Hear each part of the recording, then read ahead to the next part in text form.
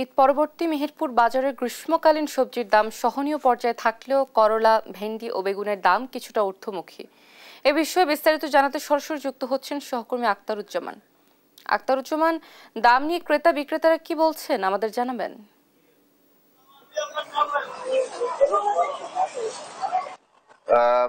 অতসী, আপনাকে জানিয়ে রাখি যে আমরা মেহেরপুর একটি সবজি খ্যাত জেলা হলেও কিন্তু বাইরের জেলার সবজির উপরে যে প্রভাব পড়ে দামের সাথে, সেই দামের সাথে কিন্তু মেহেরপুর জেলার সবজির সাথেও কিন্তু অনেকটা প্রভাব পড়ে।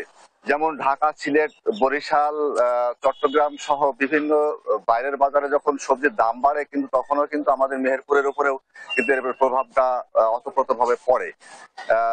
যেহেতু মেহেরপুর জেলার যে সবজি, সেই সবজি মেহেরপুর জেলার চাহিদা মিটিয়ে কিন্তু উদ্বৃত্ত যে সবজি, সেই সবজি কিন্তু ঢাকা, চট্টগ্রাম, বরিশালের বিভিন্ন বাজারে যায়।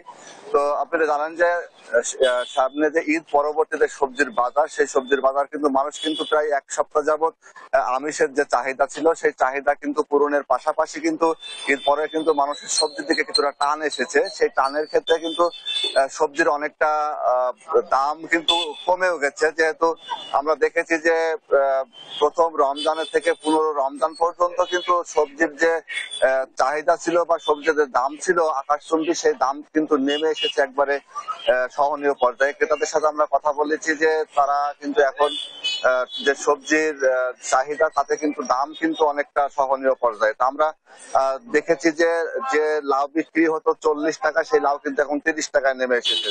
600 টাকা কেজি আমরা দেখেছি সজনে ডাঁটা, সেই সজনে ডাঁটা কিন্তু এখন দেখেছি যে আমরা চলে এসেছে মাত্র 80 টাকায়। আমরা বেগুন পেয়েছি 40 টাকায় দেখছি।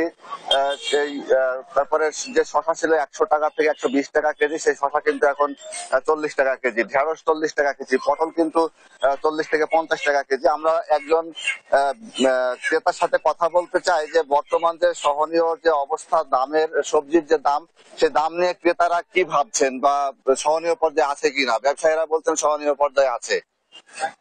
ধন্যবাদ। প্রতি বছর যে ঈদের আগে পরে মাত্রা অতিরিক্ত যে দামটা থাকতো, সব মিলে বলা যায় সেই অতিরিক্ত দামটা নাই।